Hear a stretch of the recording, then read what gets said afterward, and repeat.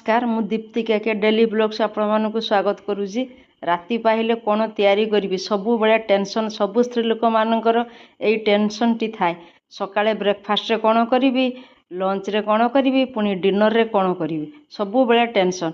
यह भाबू भाबू बाड़ी शाग होईची जाई टिके शाग तोली आनिली। गाँ गहली रहिले आपण माने जानिथे बाड़ी सबु जिनस मुंडे मुंडा कि 2-3टा तरकारी आइटम करी हबो। पाखरे बजार थिला स्वामी जाई सेपटे जाई माछ नहीं आसिले कौन करी माछर आइटम भाबू भाबू 3-4 प्रकार माछर आइटम टे करदेली। पटे शाग भाजिली आउ जो बंधाकोबी माछ मुंड पकई करदेली। सांग माने मो रेसिपी सब केमिति लागुची आपण माने कमेंट सेक्शन रे जनइबे।